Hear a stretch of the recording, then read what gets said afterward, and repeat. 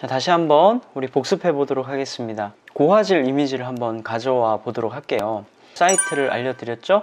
픽사베이라는 사이트입니다. 다음에서 픽사베이를 검색하시면 이 사이트로 들어올 수가 있어요. 로그인을 해 놓아야 이미지를 가져오기가 편합니다. 여기에서 필요한 이미지를 검색해서 가져오는 거죠. 그래서 뭐 강아지 이렇게 검색을 해도 나오는데요.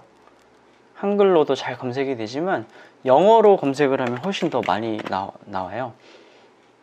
보이시죠? 이 이미지를 가져와 볼게요. 자, 이미지를 클릭하면 오른쪽에 보시면 픽사베이 라이센스라고 저작권에 관련된 내용이 나와 있습니다. 상업적 용도로 사용이 가능하고 출처를 밝히지 않아도 된다라고 명시되어 있기 때문에 이 이미지를 가져와서 우리가 어디서든 사용할 수가 있는 것이에요. 그래서 여기 보면 무료 다운을 눌러보시면 1920-1248이라고 되어 있는데 이 정도면 우리가 사용하기에 충분합니다. 그래서 이 정도 이미지를 한번 가져와 볼게요.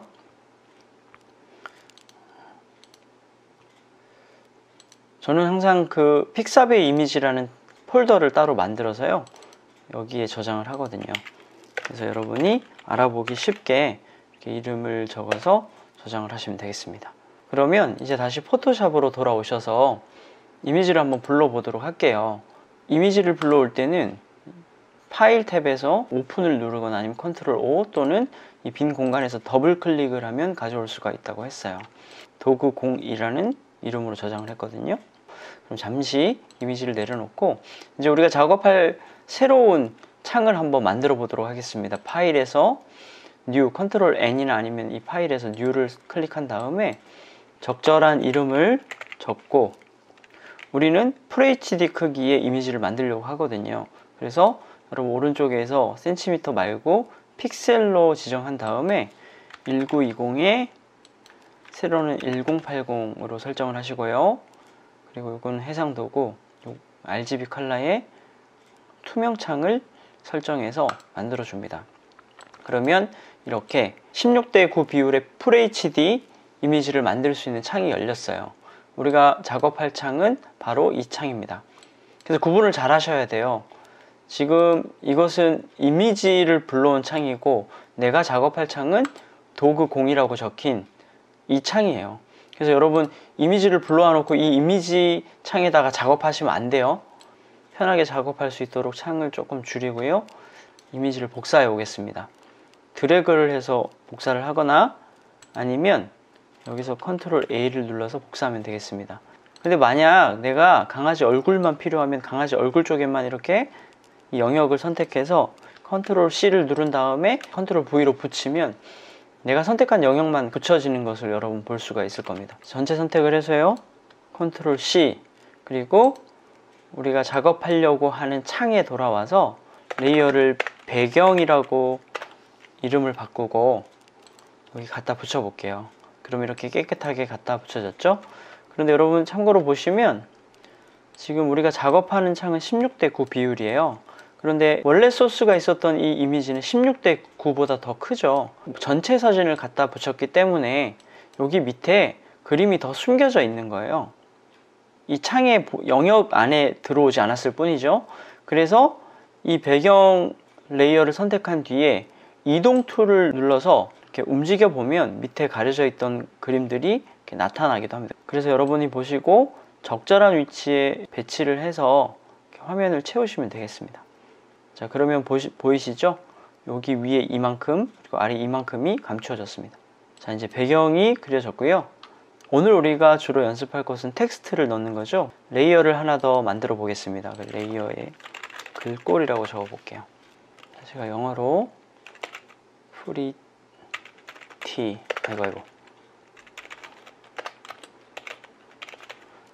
프리티 퍼피라고 한번 적어 볼게요. 그런데 흰색이라서 이렇게 잘 안 보이죠. 은은한 느낌이 있기도 하지만 이 글씨를 잘 보이게 하기 위해서 이 글씨를 블럭 설정을 하고 이 레이어가 있는 곳 맨 아래쪽에 가보면 FX라고 써져 있는 이 버튼을 누르시면요 글씨를 꾸밀 수 있는 여러 가지 옵션들이 있는데요. 그 중에서 맨 마지막에 스트로크를 누르시면 외곽선을 설정할 수 있는 설정 창이 열립니다. 그래서 여기 보시면 스트로크라는 탭이 선택되어져 있죠. 오른쪽에 가보면 내가 이 글자의 외곽선의 색깔을 무엇으로 할 것인가. 저는 좀 진한 파란색으로 한번 해볼게요. 그리고 여기 맨 위에 보면 사이즈를 조정할 수가 있어요. 그래서 적당한 굵기로 이렇게 사이즈를 조정하고, 그리고 이 포지션은 아웃사이드, 그러니까 글자의 바깥쪽에 외곽선을 둔다라는 뜻이고요. 그리고 이것은 인사이드. 보통 인사이드로 잘 쓰지 않죠. 안쪽으로 외곽선이 생기면 이쁘지가 않죠. 그리고 뭐 센터. 근데 가장 좋은 거는 아웃사이드에 이렇게 설정을 하는 게 가장 이쁩니다. 그래서 OK를 눌러 볼게요. 그러면 이렇게 훨씬 더 잘 보이죠. 글자 간격이 조금 넓은 것 같아요, 우리 위아래가. 그래서 글자 간격을 좀 줄여 볼게요. 글자를 설정할 수 있는 도구는 여기 오른쪽에 A라고 적혀 있는 것, 또는 글자 도구를 선택한 상태에서 위에 옵션 창을 보시면 이런 모양의 버튼이 있어요. 이걸 누르시면 글자를 설정할 수 있어요. 제가 지금 하려고 하는 것은 위에 줄과 아랫줄 사이의 간격을 좁히려고 하는 거예요. 그래서 블록 설정을 하시고, 여기 글자 옵션에 보시면 여기 간격 모양이 표시가 돼 있죠.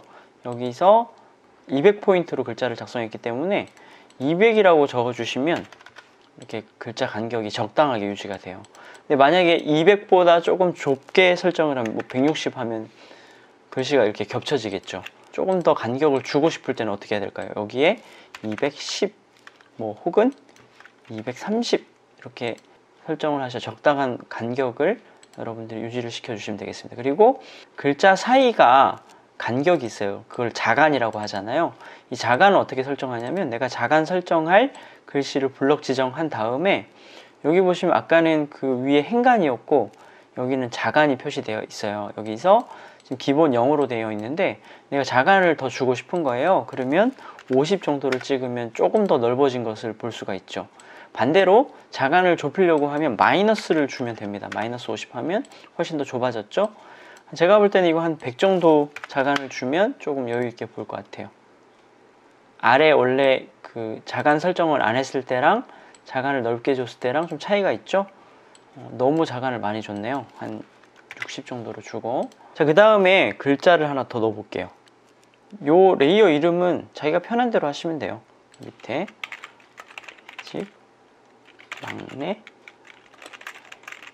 이번에는 이 동일하게 블록 설정을 한 뒤에 아까 눌렀던 FX라고 적혀있는 버튼에서 드롭 섀도우라는 옵션을 눌러 보겠습니다. 이것은 무엇이냐면 그림자를 얘기하는 거예요. 지금 그림자를 활성화시키니까 조금 그림자가 밑에 나왔죠? 오파시티라고 하는 것은 투명도를 얘기하는 거예요. 적당하게 투명도를 주고, 디스턴스, 거리를 얘기하는 거죠. 이 거리의 수치를 올리게 되면 그림자의 거리가 조정이 되는 걸 볼 수가 있을 거예요. 이것도 너무 멀어도 별로고 너무 가까워도 안 보이죠. 그래서 적당히 그림자 조정을 해주면 되고, 그 다음에 이 퍼짐, 스프레드는 퍼짐이잖아요. 퍼지고, 그 다음에 이거는 전체적인 사이즈를 조정하는 거죠. 그래서 이제 이거를 적절하게 이용해서 내가 원하는 그림자의 효과를 설정해 주면 되겠습니다. 그림자가 없을 때보다 훨씬 잘 보이죠. 자, 이렇게 글자의 테두리를 넣어 보았고요. 그리고 그림자도 한번 넣어 보았습니다. 글자 색깔을 바꾸어서 포인트를 한번 줘 볼게요. 노란색, 연한 노란색 줘서 포인트를 주고, 또 이 막내라는 글자는 조금 키워서, 자, 이번에는 아우터 그로우를 한번 줘 볼게요. 이 블렌드 모드에서 스크린으로 되어 있는데요, 스크린 하면 조금 밝게 나오고요, 노말로 바꾸셔서 이제 내가 원하는 이 색상, 저는 약간 파란색으로 한번 해볼게요. 파란색으로 해서 똑같이 이 스프레드 그리고 사이즈를 조정해서 겉에 약간 형광 효과를 줄 수가 있어요. 보이시죠? 배경이 어두우면 어두울수록 형광 효과는 더 잘 보이게 될 거예요. 참고를 하시고요. 그래서 뭐 그런 어떤 효과가 있고요.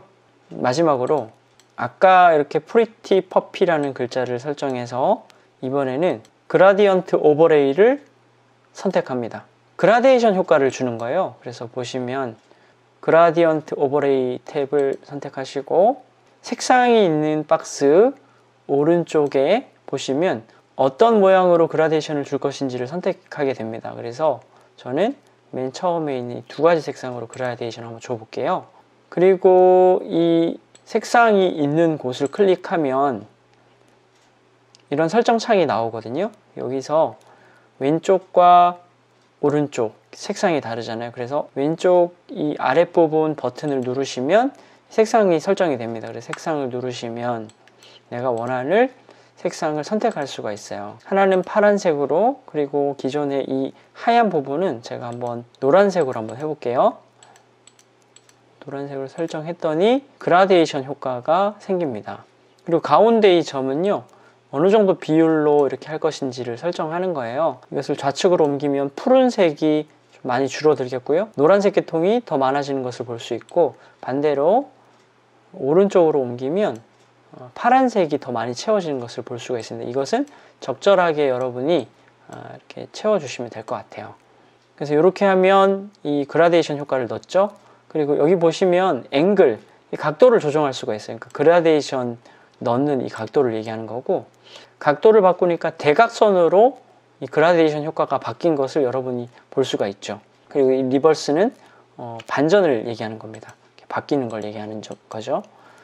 이 그라데이션 넣은 글자가 외곽선을 지우면 더 이쁠 것 같다 이런 생각이 들면 한번 외곽선을 지워 보셔도 이렇게 좀 은은한 효과도 괜찮을 것 같아요. 잘 보일 수 있는 색상을 선택해도 괜찮겠죠. 조금 진한 색깔을 이렇게 넣으시면 외곽선을 넣지 않아도 이렇게 좀 잘 보일 거예요. 그리고 마지막으로 제가 이런 커버를 만들 때 이 이미지 끝부분 쪽에 테두리를 넣는 경우가 있어요. 조금 더 깔끔하게 정리된 느낌을 줄 수 있거든요. 그래서 한번 해보겠습니다.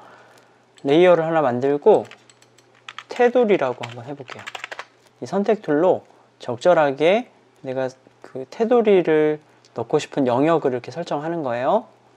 그리고 나서 메뉴에 에디트라는 탭에 보면 스트로크라고 있어요. 스트로크를 눌러주시면 여기서 색깔을 설정하고요. 분홍 색깔로 해볼게요. 그리고 굵기 한 10 정도로 제가 해보겠습니다. 그리고 센터로 설정을 하시고 OK를 눌러볼게요. 그러면 이렇게 선이 생기죠? 근데 보시고 만약에 이 선이 얇다라고 생각하면 다시 수치를 더 주면 되겠죠? 여기서 한 15 정도로 해볼게요. 굵어진 것을 여러분 볼 수가 있습니다. 근데 이렇게 하면 간단하지만 뭔가 커버 같은 이미지가 하나 만들어졌죠. 글씨를 한번 적절하게 배치해 보시고 테두리도 넣어보고 그림자도 넣어보고 그라데이션 효과도 넣어보셔서 커버를 한번 만들어 보셔요. 그런데 중요한 거, 배경으로 쓸 이미지를 잘 선택하는 건 매우 중요한 거예요. 저도 오늘 이 이미지가 간단하지만 뭔가 커버 같은 이유가 뭐냐면 배경이 원래 이뻤기 때문이에요. 그래서 배경 이미지를 선택하는 것은 너무나 중요하다. 기억하시고 복습해 오시기 바랍니다. 오늘은 여기까지 하겠습니다.